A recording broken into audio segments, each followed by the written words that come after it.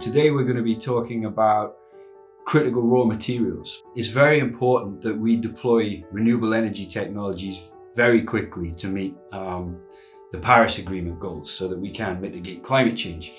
And all of those technologies, things like wind turbines, things like solar panels, things like fuel cells, they all require what we call critical raw materials. And critical raw materials are used in all sectors, in all kinds of products. The problem with critical raw materials is the potential for future supply bottlenecks. Production tends to be concentrated in very few regions around the world, and economies like ours are heavily reliant on imports of these materials. In the case of some of these materials, absolute availability on the planet is an issue. Indium in touchscreens, so all on your phones, your laptops, your TVs, cobalt and lithium for lithium-ion batteries. And the idea that if we can't access primary sources of these raw materials anymore, then probably the most viable alternative source that we might have is our waste electricals that are lying all around us right now. Electronic waste is the fastest growing waste stream in the world, and in the UK we have some of the highest per capita electronics consumption rates in the whole world.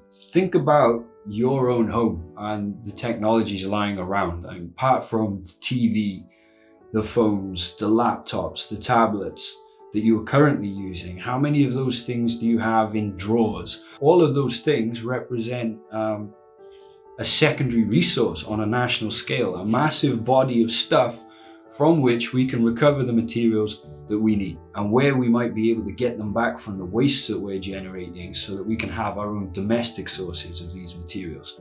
Up until now, all our efforts to mitigate this problem have been concerted efforts as part of the European Union.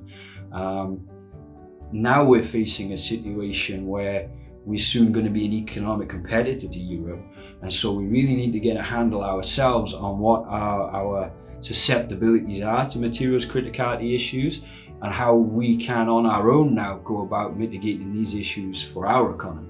What we need is building on a lot of policy and strategy already in place. We need to begin to develop a plan with greater level of granularity in terms of what we are going to do about climate change mitigation.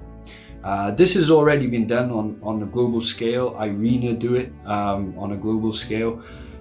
It's easy to do. So what we would like from politicians is some action to start to establish what the UK's transition to zero emission looks like in terms of the technology breakdown, so that we can start to do our thing and add up what the materials requirements are, how those compare to global demand, and start to help you guys to develop further policy to make sure that we have enough domestic sources of critical materials.